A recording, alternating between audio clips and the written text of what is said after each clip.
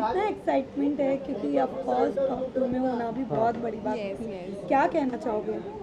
Honestly काफ़ी tough रही है हमारी जर्नी एंड फाइनली हम लोग फिनाले में आ गए हैं। जिन्होंने हमें पीछे खींचने की कोशिश की थी, आज वो लोग लड़ेंगे फिनाले में आने के लिए, जो हमारे साथ खेले। काफ़ी अच्छा लग रहा है एंड या बेस्ट पार्ट ये कि जशवंत मेरे साथ है, फीलिंग एक्साइटेड। पूरा विला हमारे अगेंस्ट था एक Yes. पॉइंट पे।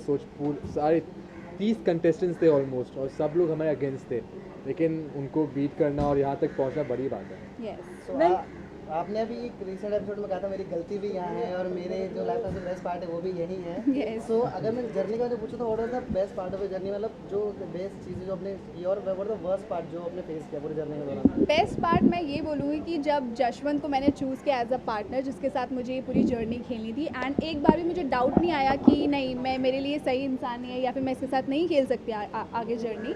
बट बेस्ट पार्ट मेरा यही रहेगा कि मैंने जशवंत को चूज़ किया as a partner. And worst तो मैं कुछ नहीं कहूँगी क्योंकि जशवंत मेरे साथ था और कभी कुछ वर्स्ट हुआ ही नहीं उसके रहते हुए। उसने हमेशा मेरे डाउन, मतलब जब भी मैं गिरती थी वो हमेशा मुझे उठा लेता था।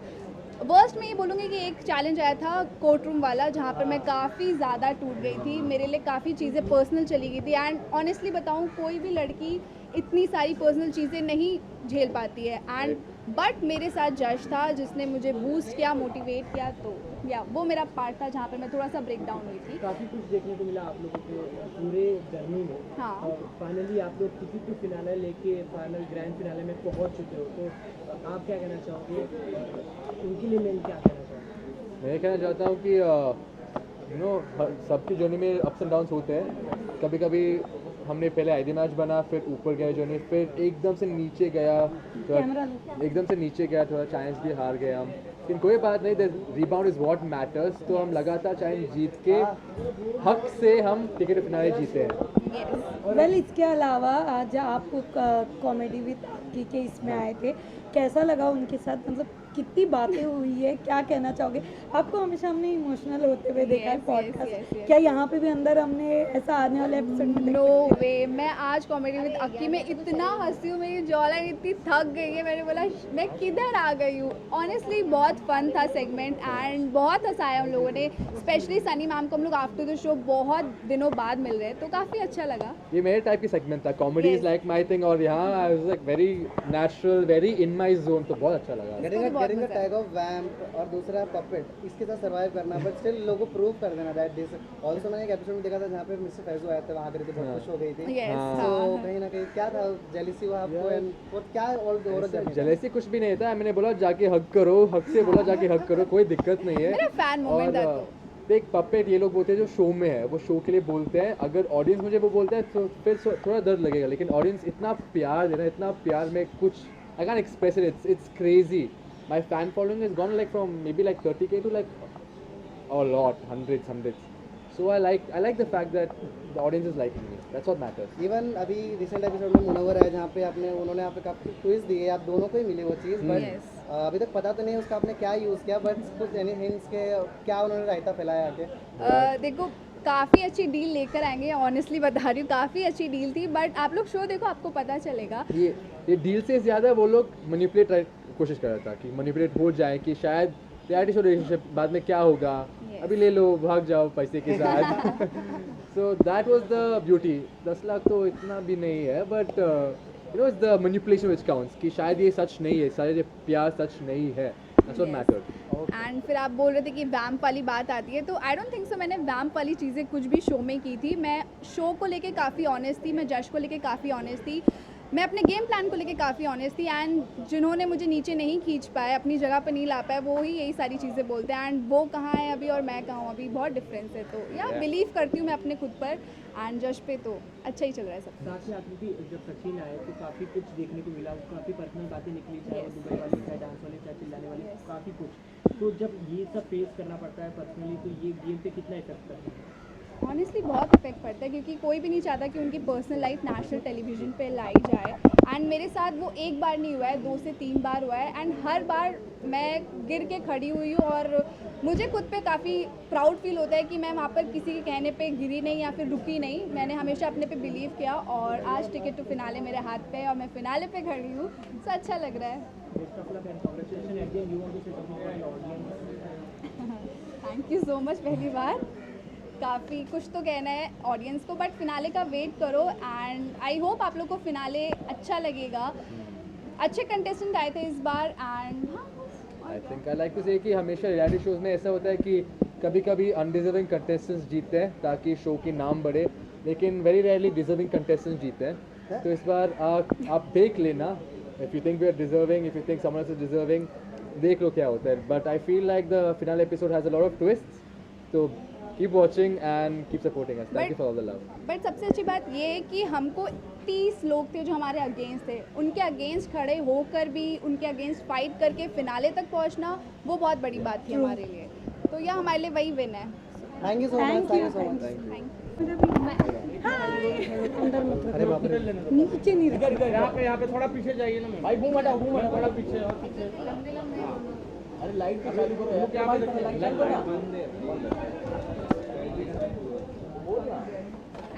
यहाँ पे। चलो बाइक कर लेते हैं। हाँ सुनू तेरा बाल आ रहा है। बस बढ़िया मैम, आपके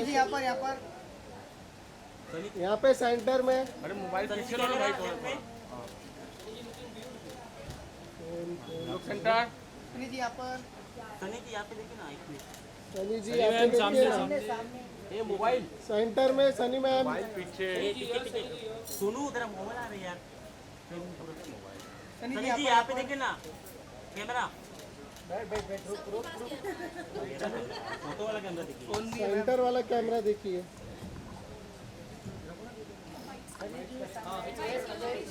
एक मिनट सनी जी यहाँ पे थोड़ा।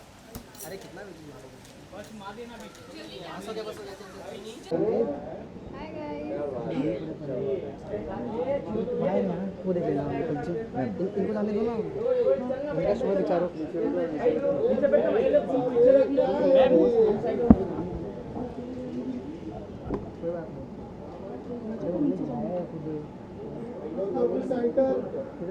सेंटर दोनों तरफ ये करोगे ना तो निकल जाना ना, बाइक वाला निकल जाना।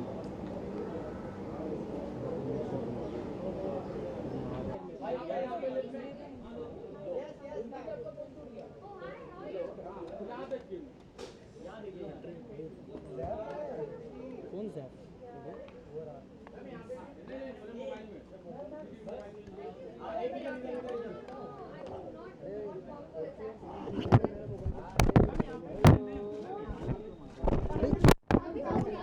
पैर से हटा यार, विनय भाई पैर से हटा ना